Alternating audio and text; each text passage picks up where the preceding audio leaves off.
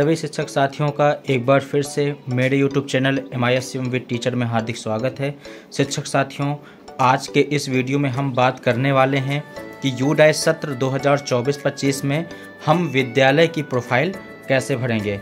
हाँ शिक्षक साथियों, विद्यालय प्रोफाइल ओपन हो गई है, तो स्टेप बाय स्टेप हम देखेंगे कि इसमें हम 1.1 से लेके 2.28 तक सभी प्रोफाइल कैसे भरेंगे। शिक्षक साथियों, आगे बढ़ने से पहले मैं आपको बता दूं कि इस बार UDAIS में काफ़ी नए पॉइंट जोड़े गए हैं, तो हम इस वीडियो में उन सभी पॉइंट के बारे में बातें करेंगे कि उन्हें हम किस प्रकार से हमें उनको अपडेट करना है, किस प्रकार से भरना है। इसमें काफ़ी पॉइंट आपके पहले से भरे होंगे, हमें कुछ चीज़ों को इसमें अपडेट करना पड़ेगा और इसमें सारी चीज़ें मैं आपको बताऊंगा कि जो अब मद का पैसा आता रहा है तो उसका आय व्यय आपको कैसे भरना है। तो चलिए शिक्षक साथियों, ये वीडियो थोड़ा सा लंबा हो सकता है क्योंकि इसमें काफ़ी जानकारी ऐसी हैं जो आपको नई देखने को मिलेंगी। तो शिक्षक साथियों, चलिए अब हम आगे बढ़ते हैं और देखते हैं कि हमें विद्यालय प्रोफाइल कैसे भरनी है। तो शिक्षक साथियों, सर्वप्रथम आप सभी को क्रोम ब्राउज़र खोल लेना है। कोई भी ब्राउज़र खोलने के बाद आप यहाँ पे डालेंगे UDAIS प्लस स्कूल प्रोफाइल 2024-25। जी हाँ शिक्षक साथियों, आपको डालना है UDAIS प्लस स्कूल प्रोफाइल 2024-25। आपको यह डाल के आपको सर्च कर देना है। जैसे ही आप यह डाल के सर्च करेंगे तो आपके सामने ऐसा पेज आएगा पहला, और इस पेज में जो पहला ये देखिए लिख के आ रहा है UDAIS plus profile UDAIS plus, इसी में आपको क्लिक कर देना है। जैसे ही शिक्षक साथियों आप इसमें क्लिक करेंगे तो यहाँ पे यूज़र नेम और आपसे पासवर्ड पूछेगा। तो शिक्षक साथियों, आपको अपने विद्यालय का UDAIS कोड और पासवर्ड डाल देना है। अगर आपको पता नहीं है तो आप नीचे से ये फॉरगेट भी आप कर सकते हैं, और या तो आप अपने BRC में संपर्क करके जो UDAIS का कार्ड देख रहे हैं उनसे जो है जान सकते हैं।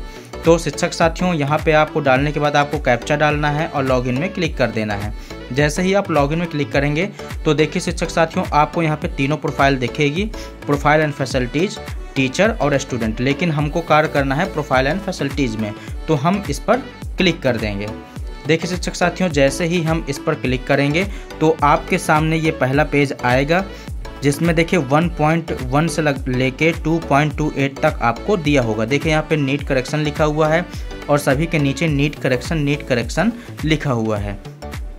अब हमको इसे कंप्लीट करना है। ये देखिए नीचे लिखा भी है DCA filling is not completed. तो शिक्षक साथियों, इस प्रकार से हमें एक एक पॉइंट इसमें जो है डिस्कस करना है कि सारी चीज़ें हम कैसे भरेंगे। यहाँ पे आप लैंग्वेज भी चेंज कर सकते हैं। अगर आपको चेंज करना है तो इंग्लिश से आप यहाँ पे हिंदी में कर सकते हैं। तो आपको अपनी सुविधा अनुसार अपनी लैंग्वेज चूज कर लेना है। यहाँ पे शिक्षक साथियों मैंने हिंदी में कर लिया है। आपको यहाँ पे देखिए प्रत्येक फाइल आपको प्रोफाइल भरने के लिए उस जो आपको ऊपर दिया हुआ है उसमें आपको क्लिक करना पड़ेगा। देखिए शिक्षक साथियों, मैं आपको बता दूं कि सभी लोग इस समय परेशान हैं। ये जो देखिए रेड कलर से लिख के आ रहा है, this format is not enable for update, it will be enable shortly. तो शिक्षक साथियों, आपको बता दूं कि आपको परेशान होने की ज़रूरत नहीं है। यह पहला पेज आपका नॉट कंप्लीट लिख के आ रहा है। जैसे ही यह ऊपर से अपडेट हो जाएगा तो ये ऑटोमेटिक सही हो जाएगा, तो इसमें किसी को परेशान होने की ज़रूरत नहीं है। शिक्षक साथियों, अगर कोई नया अपडेट आता है तो मैं उसके लिए आप सभी के लिए एक नया वीडियो बना दूंगा और वीडियो के माध्यम से आपको अवगत करा दूंगा कि इस पेज में आपको क्या करना है। शिक्षक साथियों, अगर आपको प्रीवियस डाटा आपको डाउनलोड करना है कि पिछले साल आपने क्या डाटा भरा था, तो यहाँ पे लिखा हुआ है प्रीवियस डाटा स्नैपशॉट। यहाँ पे आप क्लिक करके उसको जो है डाउनलोड करके देख सकते हैं। तो चलिए शिक्षक साथियों, हम आगे बढ़ते हैं। हम यहाँ ऊपर जाएंगे और देखिए यहाँ पे लिखा है 1.1 से लेके 1.23 में क्लिक कर देंगे। क्लिक करते ही शिक्षक साथियों, यहाँ पे आपका पहला पेज खुल जाएगा जिसमें आपके विद्यालय की समस्त जानकारी जो है दी होगी। शिक्षक साथियों, आपसे बता दें कि अगर इस पेज में कोई भी जानकारी आपको चेंज करना है तो यहाँ पे देखिए रेड कलर से लिखा हुआ है समस्त जानकारी अपडेट करने के लिए ब्लॉक, जिला, राज्य, MIS स्तर पर संपर्क करें। आपको शिक्षक साथियों, इस पेज में अगर किसी भी प्रकार की जानकारी को अपडेट करना है या चेंज करना है तो उसके लिए आपको ब्लॉक लेवल पे ब्लॉक MIS से संपर्क करना होगा। तो शिक्षक साथियों, यहाँ पे पहले पेज में आपका जो है विद्यालय का नाम हो गया, ब्लॉक का नाम, ज़िले का नाम, और जो आपका संकुल लगता है संकुल का नाम, और विद्यालय का पता, विद्यालय का UDAIS कोड, यह सारी चीज़ आपका इसमें दर्ज होगा। इसके बाद जब आप नीचे जाते हैं तो यहाँ पे आपके विद्यालय का जो है अक्षांश, देशांतर, जिसको हम लैटिट्यूड लॉन्गिट्यूड बोलते हैं, ये सारी चीज़ें दी होंगी। यहाँ पे स्कूल संपर्क विवरण में मोबाइल नंबर और जो है हेड टीचर का नाम, ये सारी चीज़ यहाँ पे मेंशन होगी। यहाँ पे आपको सब एक बार आपको देख लेना है। अगर कोई चीज़ अपडेट करने वाली है तो आप जो है इसको चेंज कर सकते हैं। इसके बाद हम आगे बढ़ते हैं तो यहाँ पे देखिए आपकी जो है कक्षाएं, निम्न एवं उच्च कक्षाएं, जितने भी कहाँ से कहाँ तक हैं आपकी कक्षाएं, वह आपका दिया हुआ है। आपका प्री प्राइमरी है कि नहीं है, यह सारी चीज़ें आपको यहाँ पे देख लेना है। विद्यालय का प्रकार, और फिर नीचे देखिए लिखा हुआ है शैक्षणिक सत्र कब शुरू और कब ख़त्म होगा। तो यहाँ पे देखिए 1/4/2024 से 31/3/2025 तक यह आपका ये जो है शैक्षणिक सत्र चलेगा। इसके बाद विद्यालय की स्थापना, ये आपका दिया हुआ है। मान्यता का वर्ष, ये जो भी सारी चीज़ें हैं, प्राथमिक उच्च प्राथमिक, ये सारी दी हुई हैं। आप इन सबको जो है एक बार देख लेंगे। जो है स्कूल का माध्यम विद्यालय कैसा है आपका, तो हिंदी मीडियम है तो यहाँ पे लिखा होगा, या फिर और जो भी होगा तो यहाँ पे लिखा होगा। तो आप ये सारी चीज़ें एक बार जो है आपको सारी चीज़ें यहाँ पे देख लेना है। इसके बाद शिक्षक साथियों, देखने के बाद नीचे देखिए आपको यहाँ पे मार्क एज कंप्लीट का ऑप्शन दिखेगा। आपको यहाँ पे मार्क एज कंप्लीट में आपको क्लिक कर देना है। जैसे ही मार्क एज कंप्लीट में आप क्लिक कर देंगे तो यह चीज़ जो है आपका अपडेट हो जाएगा। इसके बाद आपको अगला नेक्स्ट में क्लिक करना है। क्लिक करने के पश्चात आपका जो है दूसरा पेज यहाँ पे ओपन हो जाएगा। देखिए यहाँ पे जो है लिखा हुआ है क्या यह शिफ्ट स्कूल है, तो ये चीज़ें देखिए पहले से ही इसमें हाँ नहीं कुछ चीज़ें आपकी भरी होंगी। अगर कोई चीज़ आपको चेंज करना है तो आप हाँ नहीं कर सकते हैं। तो यहाँ पे आपको नहीं ही रखना है, आपको हाँ नहीं करना है, हमारा शिफ्ट स्कूल नहीं है। इसके बाद आगे बढ़ेंगे। यहाँ नीचे लिखा हुआ है क्या यह आवासीय स्कूल है, तो यहाँ पे आपको देखिए तीसरा नंबर आपका सिलेक्ट होगा, नॉन रेजिडेंटियल। तो इसमें ही आपको सिलेक्ट रहने देना है, इसमें आपको कोई चेंज नहीं करना है। इसके बाद देखिए शिक्षक साथियों, नीचे आएंगे हम। यहाँ पे देखिए क्या प्राथमिक स्तर पर अधिकांश विद्यार्थियों को उनकी मातृभाषा के माध्यम से पढ़ाया जाता है, तो इसमें आपको हाँ रखना है। क्या स्कूल उच्च प्राथमिक स्तर पर कोई पूर्व व्यावसायिक पाठ्यक्रम प्रदान करता है, तो यहाँ पे आपको नहीं करना है। क्या स्कूल समय के बाद कोई कौशल प्रशिक्षण केंद्र चलाता है, तो यहाँ पे भी आपको नहीं रखना है। आप ये सारी चीज़ें देख लेंगी, आपकी पहले से ही भरी होंगी, लेकिन फिर भी आप जो है चीज़ें अपडेट कर देंगी। फिर देखिए नज़दीकी सरकारी सहायता प्राप्त स्कूल से स्कूल की दूरी यहाँ पे पूछ रहा है, तो आपके विद्यालय अगर जो है अगर आसपास में, तो आप यहाँ पे अपडेट कर देंगे। प्राथमिक स्कूल की दूरी, उच्च प्राथमिक स्कूल की दूरी, और यहाँ पे माध्यमिक स्कूल की दूरी और उच्च माध्यमिक स्कूल की दूरी। तो अगर है तो आपको जो है किलोमीटर में यहाँ पे अपडेट कर देना है, और अगर नहीं है तो आप जो है भर देंगे। ये चीज़ें आपकी पहले से भरी होंगी, अगर आप अपडेट करना चाहें तो आप अपडेट कर सकते हैं। इसके बाद आगे बढ़ेंगे। क्या स्कूल तक सभी मौसम में पहुंचने योग्य सड़क है, तो यहाँ पे हाँ आप कर देंगे, अगर नहीं है तो आप नहीं कर देंगे। फिर यहाँ पे पूछ रहा है शैक्षणिक दिनों की संख्या पिछले शैक्षणिक वर्ष में, तो शिक्षक साथियों जितने दिन आपका विद्यालय खुला था वह संख्या आपको यहाँ पे भरना है। पिछले सत्र में शिक्षक साथियों जो है विद्यालय जो है 219 से 225 के बीच में खुला था, कहीं पे 2-4 दिन आगे पीछे हो सकता है, तो इसलिए आप अपने हिसाब से इसको जो है देख लीजिएगा। इसके बाद जो है क्या स्कूल में सतत एवं व्यापक मूल्यांकन होता है, तो आपको यहाँ पे हाँ कर देना है। इसके बाद नीचे आते हैं, क्या छात्रों का संचय रिकॉर्ड रखा जाता है, तो इस पर भी आपको हाँ कर देना है। इसके बाद शिक्षक साथियों नीचे पूछ रहा है अगर हाँ तो क्या छात्र के रिकॉर्ड को उनके माता पिता के साथ साझा किया जाता है, तो आपको यहाँ पे भी हाँ कर देना है। ये करने के बाद आपको नीचे आना है। यहाँ पे जो नीचे है जमा करें और अगला, इस पर आपको बीच में क्लिक कर देना है और यह पेज आपका सेव हो जाएगा। इसके बाद शिक्षक साथियों अगला पेज खुल जाएगा 1.37 से 1.54 में। तो देखिए शिक्षक साथियों इसमें क्या है, क्या आंगनवाड़ी केंद्र स्कूल परिसर के अंदर है? देखिए यह आपको जो है 1.37 से 1.54 केवल सरकारी एवं सरकारी सहायता प्राप्त विद्यालयों के लिए है। तो देखिए यहाँ पे आपको क्या मिलेगा, क्या आंगनवाड़ी केंद्र स्कूल परिसर के अंदर स्थित है। तो अगर आपके यहाँ आंगनवाड़ी केंद्र है तो आप यहाँ पे हाँ कर देंगे। यहाँ पे आपको आंगनवाड़ी केंद्र का नाम, आंगनवाड़ी केंद्र की संख्या, उसमें कितने लड़के लड़कियां हैं उसकी संख्या आपको यहाँ पे डालना है। इसके बाद यहाँ पे आप जो है डाल देंगे। डालने के पश्चात आप नीचे आएंगे। अगर आंगनवाड़ी केंद्र नहीं है तो आपको नहीं में क्लिक कर देना है। फिर इसके बाद जब नीचे आएंगे, क्या बाल वाटिका सह स्थित आंगनवाड़ी स्कूल में प्रारंभ की जा रही है? तो है तो हाँ करेंगे, अगर नहीं है तो आप नहीं कर देंगे। क्या कोई स्कूल से बाहर वाले बच्चे स्कूल में नामांकित हैं? आउट ऑफ स्कूल वाले चिल्ड्रन। तो अगर आपके यहाँ आउट ऑफ स्कूल वाले चिल्ड्रन हैं तो आप हाँ करेंगे, अगर नहीं है तो आप यहाँ पे नहीं कर देंगे। यहाँ पे अगर हाँ करेंगे तो वह आपसे आगे का विवरण पूछेगा, हाँ तो विषय प्रशिक्षण का ब्यौरा दें, और अगर नहीं है तो आप यहाँ पे नहीं कर देंगे। इसके बाद नीचे लिखा हुआ है वर्तमान वर्ष में उपचारात्मक शिक्षा रेमेडियल टीचिंग ले रहे विद्यार्थियों की संख्या। अगर है आपके यहाँ तो आप यहाँ पे डाल देंगे, अगर नहीं है तो आपका यहाँ पे 0 भरा रहेगा। फिर इसके बाद नीचे आते हैं, शिक्षा में सुधार वृद्धि के लिए कक्षाओं में भाग लेने वाले छात्र। तो अगर उनकी संख्या है तो आप यहाँ पे डालेंगे, नहीं तो आप यहाँ पे 0 डाल देंगे। इसके बाद शिक्षक साथियों अब हम आगे बढ़ते हैं। गत शैक्षणिक वर्ष के दौरान स्कूल के दौरों का ब्यौरा। तो कितने निरीक्षण आपके विद्यालय में हुए हैं, शैक्षिक निरीक्षणों की संख्या आपको यहाँ पे भर देना है। CRC हेड समन्वय द्वारा दौरों की संख्या आपको यहाँ पे भर देना है। खंड स्तरीय अधिकारी BRC BO द्वारा दौरे कितने किए गए हैं उसकी संख्या आपको यहाँ पे भर देना है। जितने आपके यहाँ हुए हैं, नहीं हुए हैं तो आप नहीं भरेंगे, 0 कर दीजिएगा। जिला स्तर अधिकारियों द्वारा दौरा कितने हुए हैं तो वह आपको भर देना है, अगर नहीं हुआ है तो 0 कर दीजिएगा। इसके बाद शिक्षक साथियों पूछ रहा है RTE के अनुसार क्या SMC का गठन किया जाता है? तो यहाँ पे आपको हाँ कर देना है।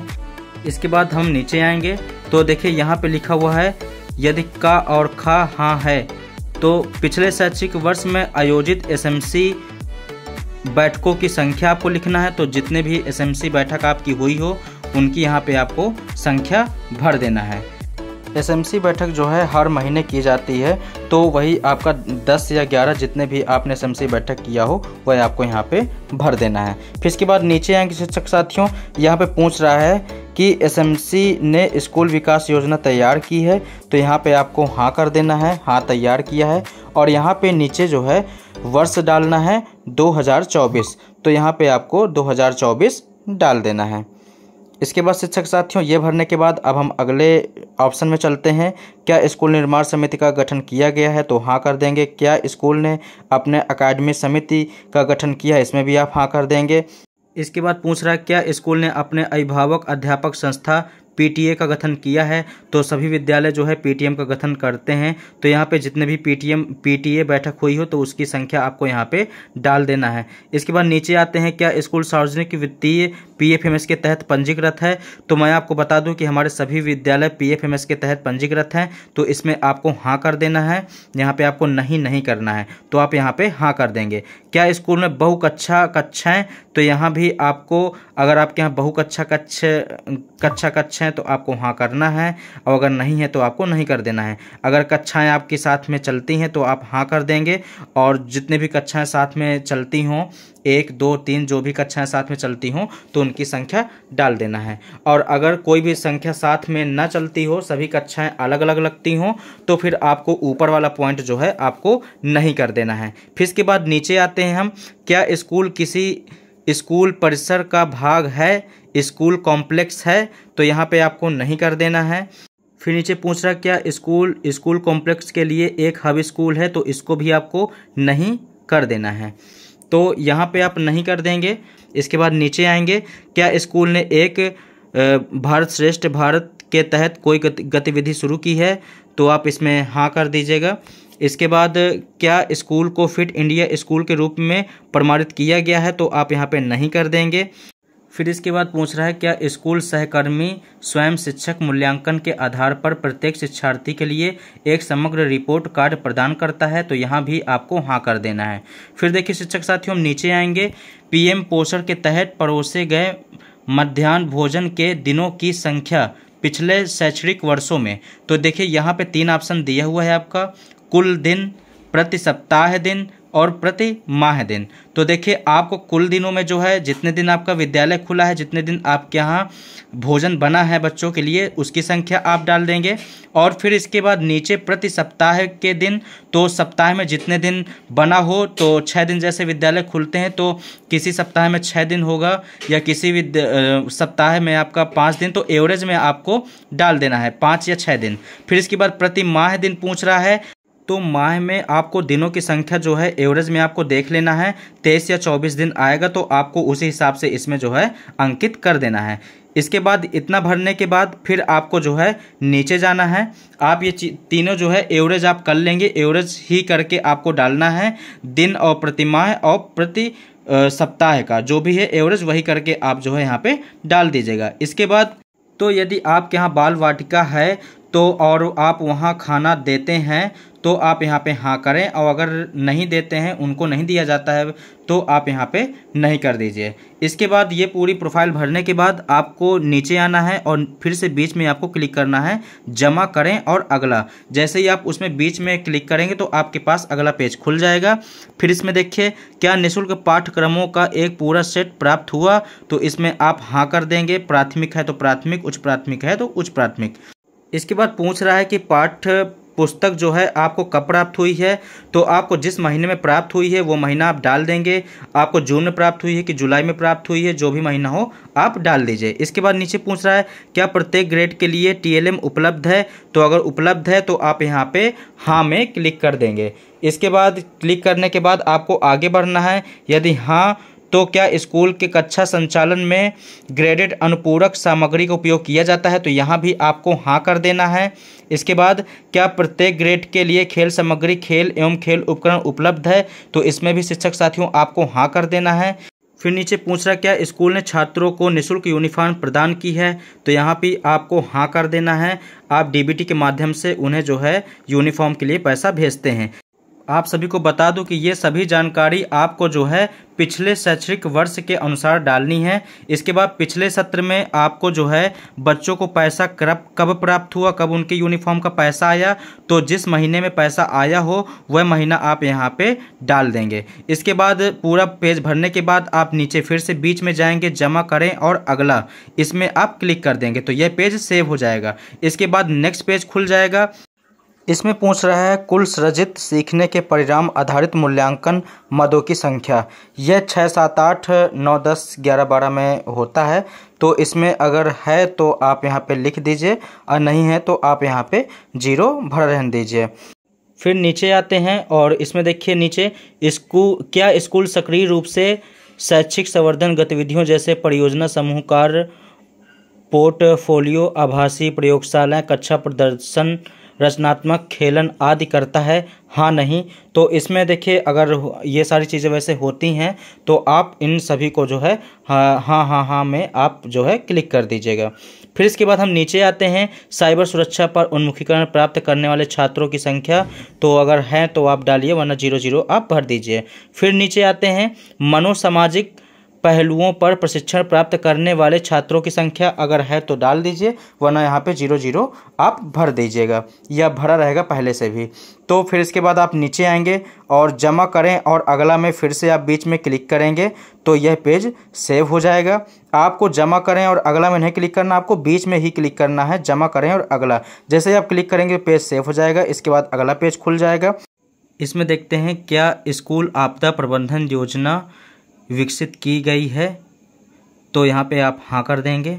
इसके बाद अगला है क्या संरचनात्मक सुरक्षा अंकेक्षण की गई है, तो इसमें भी आप जो है हाँ नहीं कर देंगे, तो इसमें आपको हाँ कर देना है। तीसरा है क्या गैर संरचनात्मक सुरक्षा अंकेक्षण की गई है, तो इसमें आपको नहीं कर देना है। क्या स्कूल में CCTV कैमरा है, तो अगर आपके यहाँ है तो आप हाँ कर दीजिए, अगर नहीं है तो आप नहीं कर देंगे। फिर इसके बाद अगला पॉइंट है, क्या स्कूल में अग्निशामक यंत्र लगा है? तो इसमें सभी लोग को हाँ करना है, सभी के यहाँ होगा। फिर इसके बाद क्या स्कूल में स्कूल सुरक्षा हेतु नोडल शिक्षक हैं? तो इसमें भी आपको जो है हाँ कर देना है। फिर इसके बाद अगला पॉइंट है, क्या छात्र और शिक्षक स्कूल सुरक्षा और आपदा की तैयारी के लिए नियमित प्रशिक्षण लेते हैं? तो इसमें आप नहीं कर दीजिएगा। इसके बाद अगले पॉइंट पे आते हैं, क्या आपदा प्रबंधन को पाठ्यक्रम के भाग के रूप में पढ़ाया जा रहा है? तो इसमें आपको हाँ कर देना है। फिर शिक्षक साथियों देखिए हम आगे बढ़ते हैं। नीचे लिखा है, क्या स्कूल के लड़कियों के लिए आत्मरक्षा प्रशिक्षण के लिए अनुदान मिलता है? तो मैं आपको बता दूं कि इसके लिए आपको हाँ कर देना है। अगर लड़कियों के लिए प्रशिक्षण के लिए पैसा मिलता है, और अगर नहीं मिलता है तो आपको नहीं कर देना है। जैसे ही आप यहाँ पे हाँ करेंगे तो देखिए नीचे पॉइंट यहाँ पे पूछ रहा है कि मतलब आत्मरक्षा प्रशिक्षण प्रदान की गई छात्रों की संख्या बताइए। तो यहाँ पे आपको संख्या बता देना है, जो भी संख्या है, और अगर नहीं करेंगे तो ये लॉक हो जाएगा। फिर इसके बाद देखिए नीचे आते हैं, क्या स्कूल ने प्रदर्शन बोर्ड पर सुरक्षा दिशा निर्देश प्रदर्शित किए गए हैं? तो यहाँ पे भी आपको हाँ कर देना है। फिर इसके बाद अगला पॉइंट है, क्या स्कूल ने किसी शिक्षक को प्रथम स्तरीय परामर्शदाता के रूप में नियुक्त किया है? तो यहाँ भी आपको हाँ करना है। फिर इसके बाद अगला पॉइंट है, सभी हितधारकों एसएमसी माता पिता वरिष्ठ छात्र वरिष्ठ छात्राओं को शामिल करके बाल सुरक्षा सुनिश्चित करने के लिए स्कूल की सुरक्षा और सुरक्षा अंकेक्षण की आवृत्ति। तो यहाँ पे आपको जो है यहाँ पे चूज कर लेना है जो भी पॉइंट आपके विद्यालय के अनुसार परफेक्ट हो। इसके बाद देखिए यहाँ पे ऑप्शन खुलेगा, आप इसमें जो आपको सही लगे वह आप यहाँ पे चूज कर लेंगे। फिर इसके बाद देखिए शिक्षक साथियों हम नीचे आते हैं। यहाँ पे नीचे पूछ रहा है, क्या स्कूल किसी स्कूल के सभी शिक्षकों की तस्वीरें प्रदर्शित कर गया है? तो देखिए यहाँ पे भी आप जो है हाँ कर लेंगे। फिर इसके बाद नीचे पॉइंट है, क्या स्कूल ने विद्या प्रवेश मॉड्यूल को अपनाया है, शुरू किया है? तो यहाँ पे भी आपको हाँ करना है। फिर नीचे आते हैं, यहाँ पे पूछ रहा है, क्या विद्यार्थियों का अटेंडेंस लिया जा रहा है? तो आप यहाँ पे इलेक्ट्रॉनिक रूप में ऑप्शन में क्लिक कर देंगे। क्या शिक्षकों का अटेंडेंस लिया जाता है? इसमें भी आप लोग इलेक्ट्रॉनिक रूप में कर देंगे। फिर अगला ऑप्शन है, क्या स्कूल में युवा क्लब का गठन किया गया है? तो हाँ कर देंगे। क्या स्कूल में पर्यावरण क्लब का गठन किया गया है? इसमें भी आपको हाँ कर देना है। फिर अगला ऑप्शन है, क्या स्कूल में सभी शिक्षकों को शिक्षक पहचान पत्र जारी किए गए हैं? इसमें भी आपको हाँ कर देना है। फिर अगला ऑप्शन है, राज्य MSA स्व प्रमाणन प्राप्त किया? तो देखिए यहाँ पे अगर कोई आपको प्रमाण पत्र प्राप्त हुआ है तो आप यहाँ पे हाँ कर देंगे, और अगर आपको प्राप्त नहीं हुआ है तो आप नहीं में कर देंगे। इसके बाद देखिए आपको फिर से बीच वाले ऑप्शन में जमा करें और अगला में आपको क्लिक कर देना है। पेज सेव हो जाएगा। इसके बाद नेक्स्ट पेज आ जाएगा। फिर देखिए नेक्स्ट पेज में हम आपको बता दें, यहाँ पे वित्तीय वर्ष 2023-24 के दौरान स्कूल द्वारा प्राप्त अनुदान एवं किया गया व्यय सरकारी एवं सरकारी सहायता प्राप्त स्कूलों के लिए। तो देखिए यहाँ पे जो आपको पैसा प्राप्त होता है सरकार की तरफ से, तो यहाँ पे आपको डालना है। तो देखिए पहला ऑप्शन है संयुक्त स्कूल अनुदान, जिसको हम बोलते हैं कंपोजिट ग्रांट। तो आपके यहाँ जितना भी कंपोजिट ग्रांट आया हो, 25-75 हज़ार या 1 लाख रुपए जितना भी आया हो, तो आपको कितना आया है कितना व्यय हुआ है डाल देना है। इसके बाद पुस्तकालय अनुदान कितना आया है कितना व्यय हुआ है आपको डाल देना है। बड़े मरम्मत कार्य हेतु अनुदान अगर आया है तो डाल देंगे। फिर खेल और शारीरिक शिक्षा के लिए अनुदान, तो ये देखिए आपके सभी विद्यालयों में आया हुआ है, तो आप यहाँ पे डाल देंगे, और कितना व्यय हुआ है वह आप यहाँ पे डाल देंगे। फिर मीडिया और सामुदायिक जुटाव हेतु अनुदान, यह अगर आपके यहाँ आया है तो आप डाल देंगे। SMC के प्रशिक्षण हेतु अनुदान, तो ये देखिए आपके यहाँ 500 रुपये आया है, तो इसको भी आप यहाँ पे डाल देंगे, और व्यय में भी आप डाल देंगे। तो फिर इसके बाद देखिए नीचे देखिए प्री स्कूल स्तर पर सहायता हेतु अनुदान केवल प्राथमिक स्कूल अनुभागों के लिए। तो अगर देखिए प्री प्राइमरी बच्चों के लिए अगर पैसा आया हुआ है तो आप यहाँ पे डाल देंगे, क्योंकि काफ़ी विद्यालयों में इसका पैसा आया हुआ है। फिर इसके बाद देखिए नीचे चलते हैं, स्कूल को प्राप्त वित्तीय सहायता पिछले शैक्षणिक वर्ष में। तो देखिए यहाँ पे आपको अगर कोई सहायता प्राप्त हुई है, जैसे गैर सरकारी संगठन NGO से, तो कोई सहायता अगर आपको प्राप्त नहीं है तो आप यहाँ पे नहीं कर देंगे। अगर प्राप्त हुआ है तो हाँ करके आप लिख देंगे कितना प्राप्त हुआ है। तो इस प्रकार से आपको नहीं कर देना है। फिर इसके बाद आपको सार्वजनिक क्षेत्र के उत्क्रम में PSU में, तो यहाँ भी आपको नहीं कर देना है। अगर प्राप्त हुआ है तो हाँ करेंगे, वरना नहीं कर देंगे। समुदाय में, तो इसमें भी आपको नहीं कर देना है। अन्य भी आपको नहीं कर देना है। इसके बाद ये पूरा आपको सब में इसमें आप नहीं करने के बाद, इसके बाद ऊपर हम जाएंगे, आगे बढ़ेंगे। देखिए अगर जिसमें आपको आया हो तो आप हाँ में करके आप लिख सकते हैं। अगर आपको प्राप्त नहीं हुआ है तो आप सीधे नहीं कर दें। फिर देखिए पूछ रहा है क्या स्कूल निम्नलिखित के लिए इन्वेंटरी रजिस्टर बनाए रखा है। तो ये देखिए आपको बताना है पिछले शैक्षणिक सत्र के अनुसार ICT वस्तुओं पर इन्वेंटरी रजिस्टर। तो यहाँ पे भी आपको देखो, अगर आपने रजिस्टर बना रखा है तो आप यहाँ पे हाँ कर देंगे, आपको यहाँ पे हाँ करना है। खेल उपकरणों पर सूची रजिस्टर, यहाँ भी आपको हाँ कर देना है। लाइब्रेरी पुस्तकों पर सूची रजिस्टर, यहाँ पे भी आपको हाँ कर देना है। तीनों में आप हाँ कर देंगे। फिर देखिए नीचे पूछ रहा है निम्नलिखित के आधार पर स्कूल पर कुल वार्षिक व्यय पिछले सत्र के अनुसार। तो देखिए यहाँ पे अगर आपने कोई चीज़ व्यय किया है, आपने पैसा रख रखाव के लिए, तो आप यहाँ पे डाल देंगे शिक्षकों की, तो मतलब शिक्षकों के लिए अगर आपने व्यय किया है कुछ तो यहाँ पे आप डाल देंगे। निर्माण कार्य में जो भी आपका व्यय हुआ है वह आप यहाँ पे डाल देंगे। अन्य है तो यहाँ पे आप डाल देंगे। इसके बाद देखिए सब कुछ भरने के पश्चात आपको फिर से नीचे जाना है, जमा करें, और अगला में आपको बीच में क्लिक करना है और यह पेज आपका सेव हो जाएगा। फिर इसके बाद यह सेव करने के बाद हम नेक्स्ट पेज में चलेंगे। इस पेज में आपको अपने विद्यालय की भौतिक सुविधाएं भरनी है। तो देखिए पहले है स्कूल भवन की स्थिति। तो देखिए आपका गवर्नमेंट है तो आपको यहाँ पे गवर्नमेंट आपको चूज करना है। अगर रेंटेड है तो आप वो चूज करेंगे प्राइवेट, और अगर जो गवर्नमेंट विद्यालय है तो गवर्नमेंट ऑन चूज करेंगे। तो ये आपने यहाँ पे चूज कर लिया। फिर विद्यालय भवन का प्रकार कैसा है, तो देखिए विद्यालय में उपस्थित सक्रिय बिल्डिंग की कुल संख्या, कितनी बिल्डिंग है तो उसकी संख्या डाल देंगे। पक्का ब्लॉक कितना है, पक्का है तो आप डाल देंगे, कच्चा है तो डाल देंगे। यहाँ पे आपको सभी सूचनाएं भरनी है। अगर आपका विद्यालय जर्जर है तो आप यहाँ पे जीर्ण शीर्ण भवन करके या निर्माणाधीन भवन में आपको यहाँ पे कर देना है, जैसी भी आपकी भवन की स्थिति हो, क्योंकि सभी जानकारी यूडाइस से उठाया जाता है। तो यहाँ पे जो भी आप रिपोर्ट डालेंगे वही आपका रिपोर्ट सही माना जाएगा। फिर इसके बाद देखिए हम नीचे आते हैं, स्कूल में उपलब्ध कक्षाओं का विवरण, प्रयोगशाला कमरे शामिल नहीं है। तो इसमें देखिए आपके यहाँ कितनी कक्षाएं हैं वह आपको यहाँ पे भरना है। प्राथमिक की कितनी कक्षाएं लगती हैं, उच्च प्राथमिक की, अगर आपका केवल प्राथमिक है तो केवल प्राथमिक यहाँ पे शो करेगा। तो यहाँ पे कितने आपके यहाँ कक्षाएं उसकी आपको यहाँ पे संख्या भरना है। फिर कक्षों में कैसी उनकी स्थिति है, अगर वह निर्माणाधीन कक्षाओं के रूप में है तो आपको नीचे संख्या भर देना है। कितनी कक्षाएं सही हैं उसमें आपको सही में भर देना है, और जो कक्षाएं आपकी जर्जर हो उसको आपको जर्जर में दिखा देना है। फिर इसके बाद नीचे आते हैं, स्थिति के अनुसार कक्षाओं का विवरण क्रम निम्नलिखित में आपको भरना है। तो देखिए यहाँ पे लिखा हुआ है आपके यहाँ पक्के कमरे कितने हैं, कच्चे कमरे कितने हैं, आंशिक रूप से पक्का कितने कमरे हैं। तो इस प्रकार से आपको यहाँ पे जो है अपने विद्यालय की वर्तमान स्थिति जो है यहाँ पे दिखा देना है, जिससे कि आपका आगे चल के अगर आपका विद्यालय जर्जर है या किसी प्रकार की दिक्कत है तो उसका पैसा आपके यहाँ आ सके। तो यहाँ पे आप सही जानकारी भरिएगा अपने विद्यालय के डाटा के अनुसार। फिर देखिए आगे बढ़ते हैं, इसमें लिखा हुआ क्या विद्यालय में बिजली कनेक्शन है, तो यहाँ पे आपको हाँ करना है, क्योंकि लगभग सभी विद्यालयों में बिजली कनेक्शन है, और अगर नहीं है तो आप नहीं भी कर सकते हैं। फिर देखिए आगे लिखा हुआ है यदि स्कूल में बिजली उपलब्ध है तो देखिए अगर बिजली आपके यहाँ उपलब्ध है तो यहाँ पे पूछ रहा है कि पंखों की संख्या कितनी है, AC वाले कक्षों की संख्या कितनी है। नहीं है तो आपको 0 कर देना है, वरना ये आगे सेव नहीं होगा। इसलिए आप पंखों की संख्या आपको यहाँ पे डाल देना है। AC वाले कक्षा कितने हैं, अगर नहीं है तो आपको 0 कर देना है।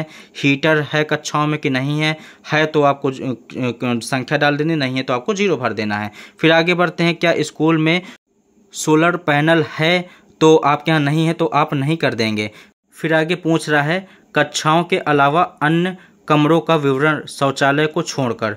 तो देखिए कक्षाओं को छोड़कर अगर कोई अन्य कमरा है आपके यहाँ तो आपको उसकी संख्या जो है यहाँ पे नीचे भर देना है। फिर इसके बाद देखिए नीचे चलते हैं, यहाँ पे उपलब्ध कमरे चिन्हित करें एवं निम्नलिखित अन्य कमरों में से। तो देखिए यहाँ पे जो अन्य कमरों की स्थिति है आपको बताना है।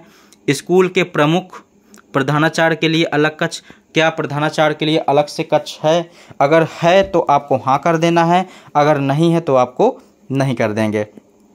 पुस्तकालय के लिए अलग कक्ष, अगर पुस्तकालय के लिए है तो आप हाँ करेंगे, नहीं है तो आपको नहीं कर देना है। फिर आगे है सहायक प्रधान अध्यापक उच्च उप प्रधानाचार्य के लिए अलग कक्ष, नहीं है तो आपको नहीं कर देना है। लड़कियों के लिए अलग कॉमन रूम है तो ठीक है, अगर नहीं है तो नहीं कर देना है। शिक्षकों के लिए स्टाफ इसी प्रकार से आप अपडेट कर देंगे। सह पाठ्यक्रम गतिविधियों कक्ष कला और शिल्प कक्ष के लिए, तो अगर है तो आप यहाँ पे लिख देंगे, अगर नहीं है तो आप यहाँ पे नहीं कर देंगे। फिर कंप्यूटर लैब सहित प्रयोगशाला कक्षाओं की संख्या, अगर है आपके यहाँ तो आपको लिख देना है संख्या उसकी, नहीं है तो आपको 0 भर देना है। इसके बाद फिर से आपको जमा करें और अगला में आपको क्लिक करना है और नेक्स्ट पेज में आपको चले जाना है। फिर देखिए इस पेज में अब हमको जो है विद्यालय में शौचालय की स्थिति बतानी है। क्या विद्यालय में शौचालय है? तो यह आपको हाँ करना है, सब जगह शौचालय है। फिर हाँ है तो फिर आपसे देखिए विवरण पूछ रहा है। तो देखिए यहाँ पे पूछ रहा है कि CWSN अनुकूलन शौचालयों को छोड़कर उपलब्ध शौचालय सीटों की संख्या। तो CWSN मतलब दिव्यांग शौचालय को छोड़कर जितने भी शौचालय है उसकी आपको यहाँ पे संख्या देना है। लड़कों के लिए कितने शौचालय हैं, लड़कियों के लिए कितने शौचालय है, उसकी आपको यहाँ पे संख्या डाल देना है।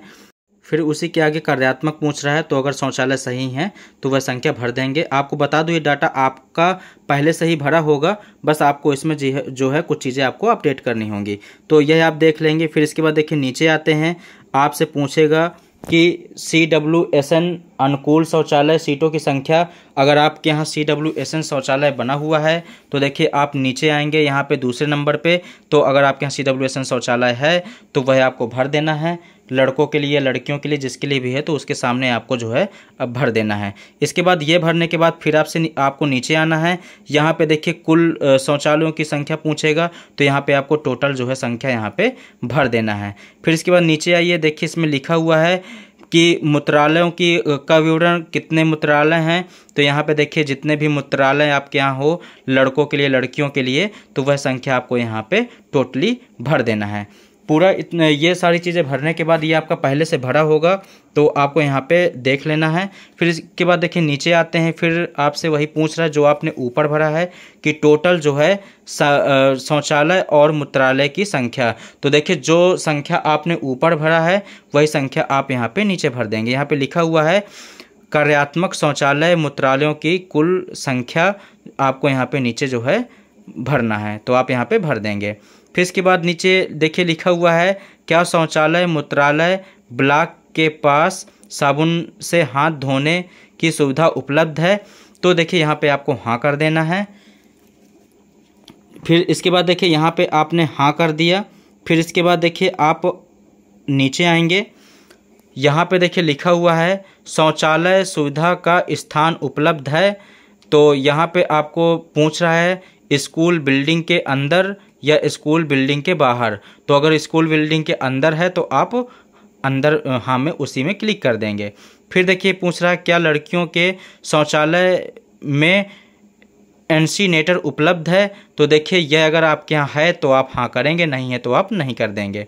क्या स्कूल में सैनिटरी पैड वेडिंग मशीन उपलब्ध है। तो इसमें भी आपको अपने विद्यालय के डाटा के अनुसार आपको हाँ नहीं कर देना है।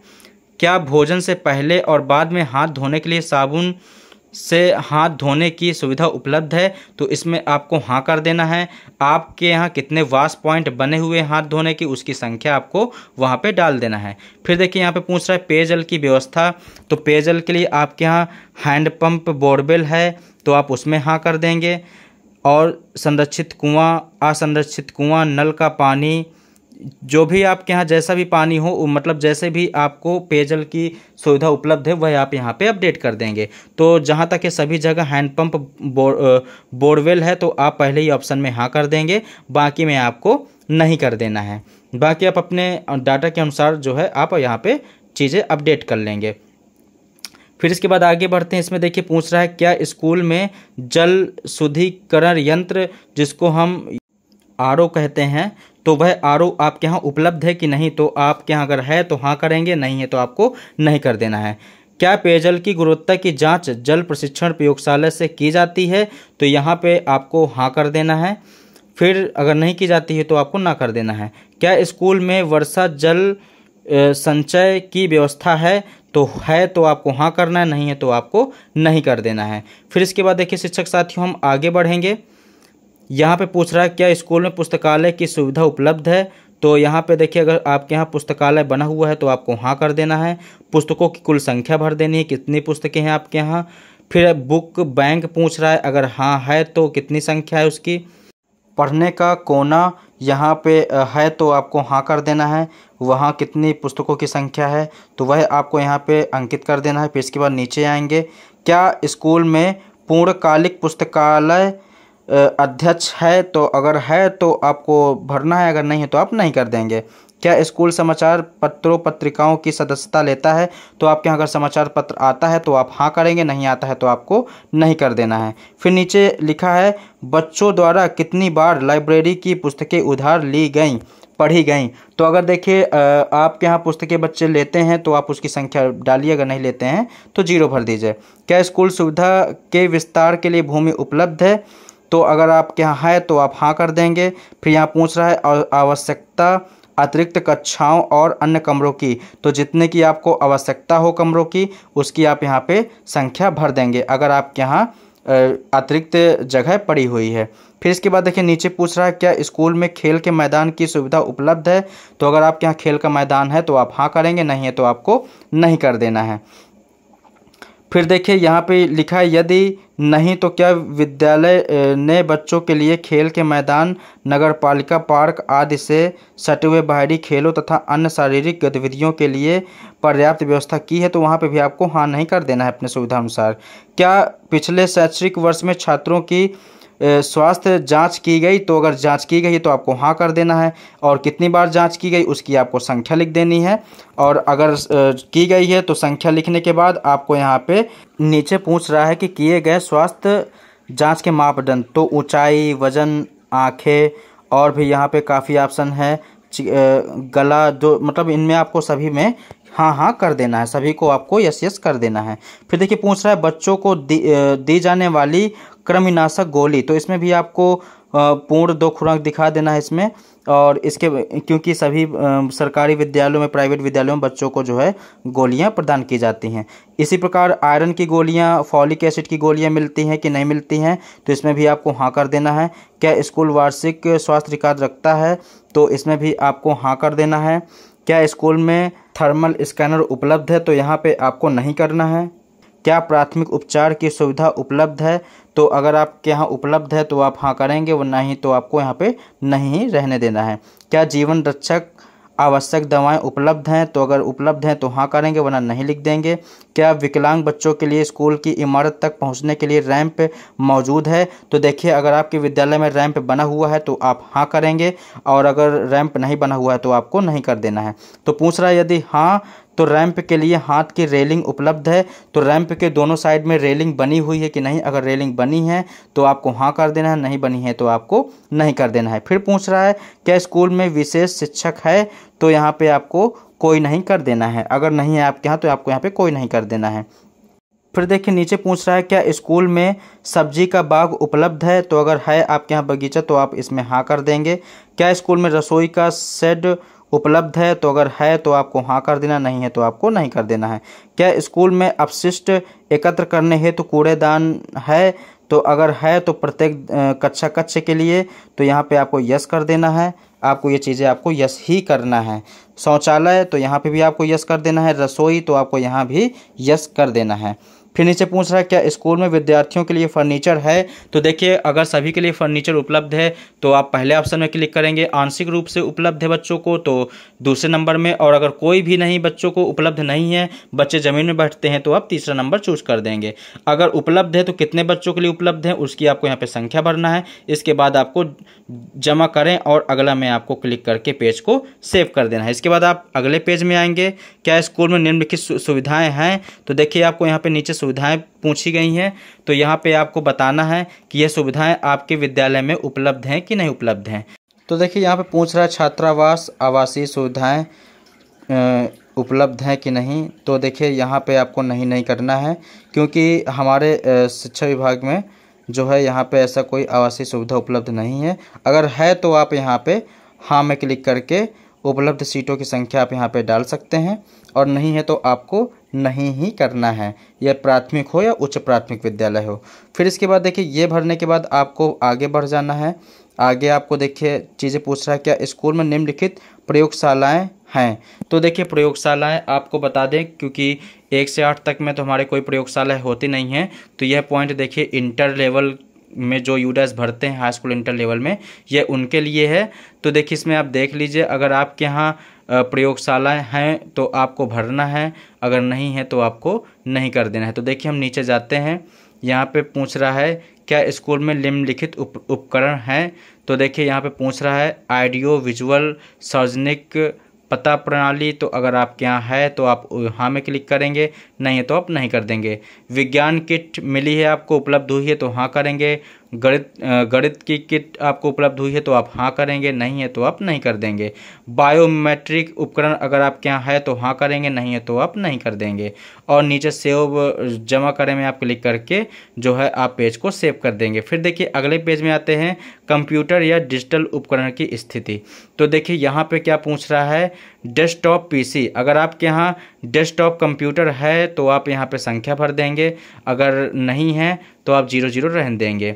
लैपटॉप नोटबुक, तो यहाँ पे देखिए आपको 00 रहने देना है। टैबलेट, देखिए यहाँ पे विशेष ध्यान दीजिएगा कि टैबलेट जिन विद्यालयों को मिला है तो यहाँ पे वो उसकी संख्या जरूर मेंशन करेंगे। फिर देखिए यहाँ पे और भी चीज़ें यहाँ पे पूछ रहा है, तो सामग्री प्रबंधन प्रणाली और समाधान, लर्निंग मैनेजमेंट, और यहाँ पे प्रक्षेपक प्रोजेक्टर अगर है तो आपके यहाँ printer, scanner, server, web camera, smart TV, इनमें से अगर कोई भी चीज़ आपके यहाँ उपलब्ध है तो उसमें आप भर देंगे, अन्यथा की स्थिति पे आप यहाँ पे 00 भर दीजिएगा। पढ़ाने के लिए इस्तेमाल किए जाने वाला मोबाइल फ़ोन, तो मोबाइल फ़ोन की आप संख्या ज़रूर भर दीजिएगा। जितने टीचर हैं सब मोबाइल फ़ोन से ही यूज करते हैं, उन्हीं से के माध्यम से ही पढ़ाते हैं, तो उसकी संख्या आप यहाँ पे डाल सकते हैं। क्या आपके यहाँ विद्यालय में इंटरनेट की सुविधा उपलब्ध है कि नहीं। अगर आपके यहाँ उपलब्ध है तो हाँ करिए, नहीं है तो आप नहीं कर देंगे। विद्यालय में उपलब्ध, अगर इंटरनेट उपलब्ध है तो कौन सा इंटरनेट उपलब्ध है, तो यहाँ पे आप मोबाइल डाटा इंटरनेट चूज कर लेंगे। तो देखिए आपको यहाँ पे सभी परिषदीय विद्यालयों को यहाँ पे क्या स्कूल में इंटरनेट सुविधा उपलब्ध है, तो यहाँ पे हाँ करना है, और नीचे आपको ऑप्शन में मोबाइल फ़ोन इंटरनेट चूज करना है, यह आप विशेष ध्यान दीजिएगा।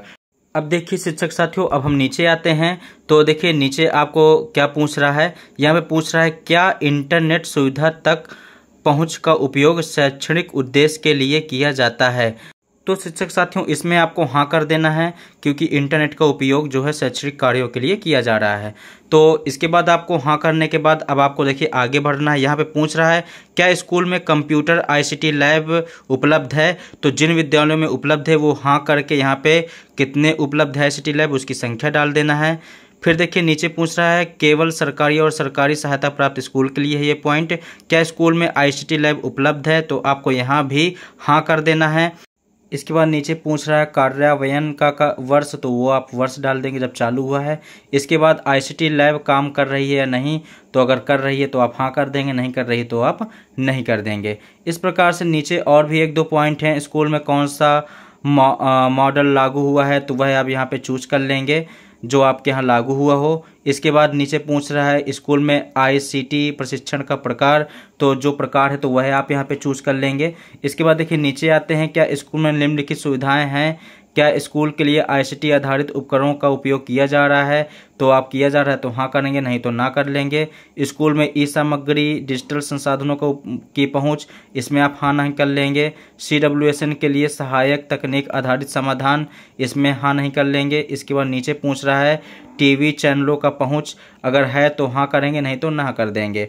फिर देखिए नीचे पूछ रहा है क्या स्कूल में डिजिटल लाइब्रेरी है, तो देखिए आपके यहाँ लाइब्रेरी है तो आप हाँ करेंगे, अगर नहीं है तो आप नहीं कर देंगे। अगर है तो वहाँ पे उसकी आपको संख्या डालनी होगी, और अगर नहीं है तो आपको नहीं में क्लिक कर देना है। इसके बाद पूरा डाटा भरने के बाद आपको जमा करें में क्लिक करना है। इस जैसे ही आप क्लिक करेंगे तो डाटा आपका सेव हो जाएगा। इसके बाद डैशबोर्ड पर वापस जाएं, यहाँ पे आप क्लिक कर लेंगे और वापस आप जो है डैशबोर्ड पे आ जाएंगे। तो देखिए शिक्षक साथियों, इस प्रकार से आपका जो है पूरा DCF भर जाएगा। एक बार पूरा भरने के बाद आप DCF को अच्छे से चेक कर लीजिएगा। और वीडियो क्योंकि काफ़ी लंबा बना हुआ है, क्योंकि मैंने एक एक पॉइंट को जो है पूरा डिस्कस किया हुआ है, फिर भी अगर आपको कोई चीज़ नहीं समझ में आती है तो आप मुझे कमेंट कर सकते हैं, जिससे कि मैं आपकी प्रॉब्लम को सॉल्व कर सकूं। तो शिक्षक साथियों, वीडियो कैसा रहा? वीडियो अगर अच्छा लगे तो वीडियो को लाइक कर लीजिएगा, चैनल को सब्सक्राइब कर लीजिएगा। ठीक है, मैं वीडियो को अब यहीं से समाप्त करता हूं। तब तक के लिए आप सभी का धन्यवाद वीडियो देखने के लिए। और मैं आपको बता दूं कि अगला वीडियो मैं आपके लिए बनाने वाला हूं कि हम जो हमारे यहाँ शिक्षक हैं उनकी प्रोफाइल कैसे अपडेट करेंगे, जो नए टीचर आए हैं तो उनकी प्रोफाइल हम कैसे अपडेट करेंगे। तो शिक्षक साथियों, अगर इस विद्यालय प्रोफाइल में किसी प्रकार की समस्या आपको आ रही हो तो आप मुझे कमेंट करके बता दीजिएगा, तो मैं आपको बता दूंगा। और जो पहला पॉइंट था जिसमें नॉट कंप्लीट लिख के आ रहा था, उसमें अगर किसी प्रकार की दिक्कत आपको समझ में आती है तो मैं उसके लिए जो है अगर कोई नया अपडेट आता है तो मैं वीडियो बना दूंगा। तो चलिए शिक्षक साथियों, मैं अब ज़्यादा समय आपका नहीं लूँगा, मैं वीडियो को यहीं से समाप्त करता हूँ। तब तक के लिए आप सभी का धन्यवाद।